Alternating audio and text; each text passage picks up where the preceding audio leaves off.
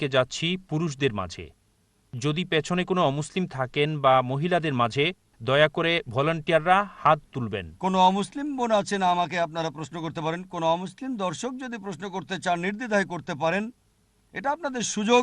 এই চেন্নাইয়ে আমি আরও একবার এসেছি, আলহামদুলিল্লাহ সব প্রশ্ন অমুসলিমরাই করেছিলেন।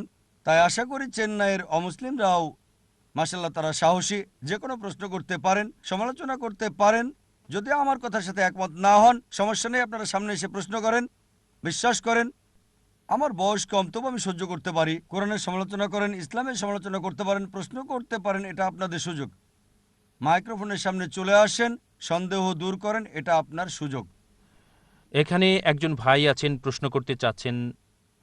দয়া করে নাম এবং পেশা বলুন। হ্যালো সবাইকে, আমার নাম রামাকৃষ্ণ নান, আমি একজন সফটওয়্যার ইঞ্জিনিয়ার। আপনার কাছে আমার দুটো প্রশ্ন। প্রথমটা হলো, মৃত্যুর পর অঙ্গদানের ব্যাপারে ইসলাম কি বলে? এটার কি অনুমতি আছে নাকি নিষিদ্ধ? দ্বিতীয় প্রশ্ন হলো, নাস্তিকের ব্যাপারে ইসলাম কি বলে? এই দুটোই। ভাই দুটো প্রশ্ন করলেন, ভাই একজন অমুসলিম আর দুটো প্রশ্ন করলেন, কোনো সমস্যা নেই। প্রথম প্রশ্ন হচ্ছে শরীরের অঙ্গ দান করার ব্যাপারে ইসলাম কি বলে, আর দ্বিতীয় প্রশ্ন হচ্ছে নাস্তিক সম্পর্কে। এবার আপনার প্রশ্নে আসে, ইসলাম অঙ্গদানের ব্যাপারে কি বলে। কোরআনের সরাসরি কোনো আয়াত নেই বা সহিহ হাদিস নেই যেটা বলছে অঙ্গদান করা যাবে কি না। তবে অনেক সম্মেলনে হয়েছে, যেমন সৌদি আরবে হয়েছে, মালয়েশিয়া সহ পৃথিবীর বিভিন্ন অঞ্চলে হয়েছে, এবং বিশেষজ্ঞরা একটা ঐক্যমতে পৌঁছেছেন যদি তিনটি শর্ত মানা হয় তাহলে অঙ্গদান করা যাবে। এক নম্বর, যার অঙ্গটা দরকার স্বাভাবিকভাবে এটা তার জীবন রক্ষাকারী হবে, সে অঙ্গ নিতে পারবে যদি সেটা তার জন্য বড় উপকারী হয় বা জীবন রক্ষা করে। দুই নম্বর হচ্ছে, যে ব্যক্তি অঙ্গ দান করবে, অঙ্গ দান করার পরে এটা তার শরীরে বড় কোনো ক্ষতি করবে না। যেমন ধরেন যদি হার্ট দান করেন তাহলে তো মারা যাবেন, তাই হার্ট দান করা যাবে না। তবে ডাক্তাররা বলে যে একজন মানুষ দুটো কিডনির একটা দিয়ে দিলে সে বেঁচে থাকতে পারে। তাই যদি আমার মায়ের কিডনি সমস্যা হয়, দুটো কিডনি নষ্ট হয়ে যায়, আর আমি আমার মাকে একটা কিডনি দিয়ে দিই, তাহলে আমরা দুজনেই বেঁচে থাকতে পারবো। তবে স্বাভাবিকভাবে কেউ যদি তার কোনো অঙ্গ মৃত্যুর সময় দান করতে চায় সেটার অনুমতি আছে, কিন্তু যদি জীবিত অবস্থায় হয় আর শরীরের কোনো বড় ক্ষতি বা জীবন হারানোর সম্ভাবনা থাকলে তা করতে পারবে না। আর তৃতীয় বিষয় হচ্ছে, টাকার বিনিময়ে দিয়ে যাবে না, অঙ্গ বিক্রি করা যাবে না। যদি এই তিনটি শর্ত মানা হয় তাহলে অঙ্গ দান করতে পারবে। এবার আপনার দ্বিতীয় প্রশ্নে আসি আমি, নাস্তিকদের ব্যাপারে ইসলাম কি বলে।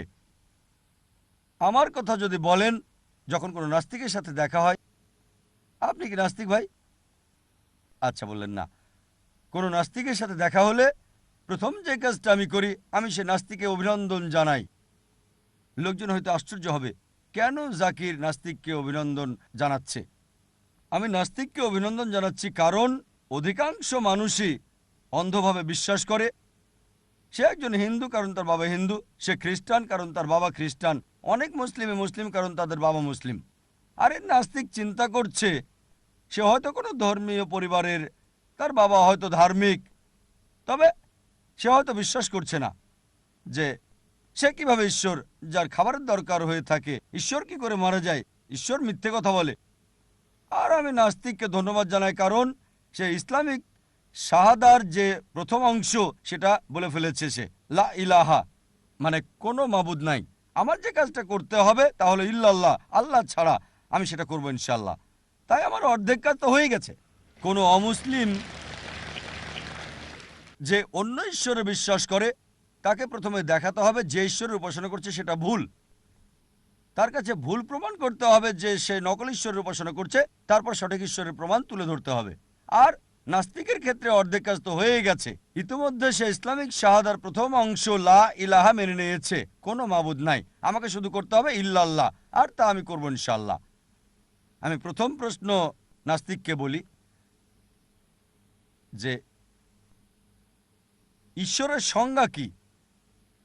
কেউ যদি বলে ঈশ্বর নাই, ঈশ্বর নাই বলতে হলে তাকে ঈশ্বরের সংজ্ঞা জানতে হবে।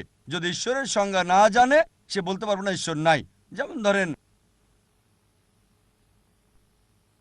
আমি বললাম এটা একটা কলম, এটা কি কলম? না, এটা বই। এটা কলম না বলতে হলে কলমের সংজ্ঞা জানতে হবে। কেউ হয়তো বলবে না জাকির, আমি জানি এটা বই তাই বলছি কলম না। আমি বলবো না।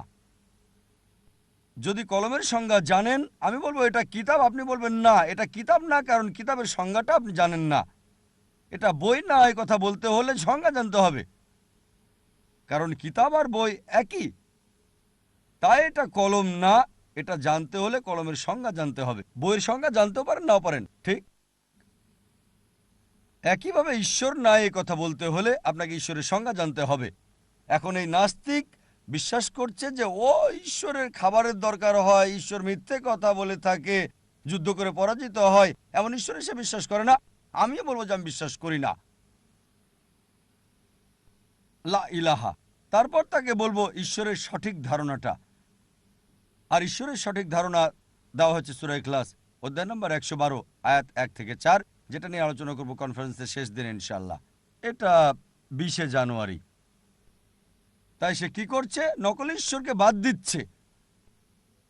তারপর আমি প্রশ্ন করব সে নাস্তিককে যে ধরেন একটা যন্ত্র আপনার সামনে আনা হলো, যেটা কেউ আগে কখনো দেখেনি, কেউ এটা সম্পর্কে জানে না। আর আমি যদি প্রশ্ন করি কে আপনাকে বলতে পারবে এই যন্ত্রের ব্যাপারে, বলেন কে আপনাকে বলতে পারবে? নাস্তিক বলবে এই যন্ত্রের গঠন সম্পর্কে যে প্রথম বলতে পারবে, যেহেতু কেউ আগে দেখেনি, এর স্রষ্টা বলতে পারবে। কেউ বলবে উৎপাদনকারী, কেউ বলবে আবিষ্কারক, কেউ হয়তো বলবে এটা সৃষ্টি করেছে যে নির্মাতা, সে বলতে পারে স্রষ্টা, নির্মাতা, আবিষ্কারক, উৎপাদনকারী, যাই বলুক না কেন এমনটাই বলবে সে। কথা বাদ দেবেন না, যাই বলুক মনে রাখেন। তারপর বলেন আমি যে লেকচার দিয়েছি তা আমি আবার বলছি না যে কিভাবে এই পৃথিবীর অস্তিত্ব আসলো, সে আপনাকে বলবে বিগ ব্যাং এর কথা। তারপর বলবো কখন বিগ ব্যাং এর ব্যাপারে আপনি জানলেন, সে বলবে 1973 সালে, এই কিছুদিন আগে, 30 বছর আগে, 40 বছর আগে। আমি বলবো বিগ ব্যাং এর ব্যাপারে 30-40 বছর আগে যা জেনেছেন কোরআন তা বলেছে 1400 বছর আগে। কে এটা বলেছে? সে হয়তো বলবে কাকতালীয় হতে পারে, তর্ক করবেন না, চালিয়ে যান। পৃথিবীর আকৃতি কি? সে বলবে আগে লোকজন মনে করতো এটা চ্যাপ্টা, এখন জানলাম গোলাকার। কখন জানলেন? সে বলবে 1577 সালে যখন ফ্রান্সিস ড্রেক পৃথিবী ভ্রমণ করলেন। কখন? এই 300 বছর আগে, 400 বছর আগে, 450 বছর আগে। কোরআন বলেছে 1400 বছর আগে। কোরআনে কে বলেছে? সে বলবে ও হতে পারে নবী মোহাম্মদ সাল্লাল্লাহু সাল্লাম একজন জ্ঞানী লোক ছিল, তর্ক করবেন না, বলে যান। চাঁদের আলো কি তার নিজস্ব আলো নাকি প্রতিফলিত আলো? সে বলবে আগে জানতাম যে এটা নিজস্ব আলো, আর এখন সম্প্রতি জানলাম 200 বছর আগে এটা প্রতিফলিত আলো। কোরআনে আছে সূরা ফুরকান অধ্যায় 25 আয়াত 61, চাঁদের আলো প্রতিফলিত আলো বলা হয়েছে 1400 বছর আগে। কে বলেছে? সে চুপ হয়ে থাকবে, উত্তরের অপেক্ষা করবে না, চালিয়ে যান। স্কুলে শিখেছি যে সূর্য স্থির নিজ অক্ষে বিচরণ করে না। সে বলবে কোরআনে আছে, আমি বলবো না, স্কুলে শিখেছি আমি। তবে কোরআন বলছে চাঁদ এবং সূর্য আবর্তন করে, যা আমরা সম্প্রতি জেনেছি। স্কুলে 25 বছর আগে শেখানো হয়েছে সূর্য আবর্তন করে না, আর কোরআন বলেছে 1400 বছর আগে যে সূর্য আবর্তন করে, যা বিজ্ঞান এখন আবিষ্কার করেছে। কে এটা উল্লেখ করেছে? সে নীরব হয়ে যাবে, উত্তরের অপেক্ষা করবেন না, চালিয়ে যান। তাই যেগুলো আমি লেকচারে বলেছি এক এক করে বলার পর জিজ্ঞেস করেন কে আগে এগুলো উল্লেখ করেছেন, আর অবশেষে সে বলবে স্রষ্টা, উৎপাদনকারী, আবিষ্কারক, নির্মাতা। এই স্রষ্টা, এই উৎপাদনকারী, এই প্রস্তুতকারী, এই নির্মাতাকে আমরা ইসলামে বলি আল্লাহ। এই কারণেই বিজ্ঞান ঈশ্বরকে বাদ দিচ্ছে না, লা ইলাহা, এটা নকল ঈশ্বরকে বাদ দিচ্ছে, ইল্লাল্লাহ। এই জন্য স্যার ফ্রান্সিস বেকন, বিখ্যাত দার্শনিক, তিনি বলেছেন যে বিজ্ঞানের অল্প জ্ঞান আপনাকে নাস্তিক করবে, বিজ্ঞানের গভীর জ্ঞান ঈশ্বরে বিশ্বাসী করবে। তাই এই লেকচার কোরআন ও আধুনিক বিজ্ঞানের সাহায্যে বৈজ্ঞানিকভাবে আল্লাহর ধারণা প্রতিষ্ঠা করতে পারেন। আশা করি উত্তরটা পেয়েছেন। ধন্যবাদ।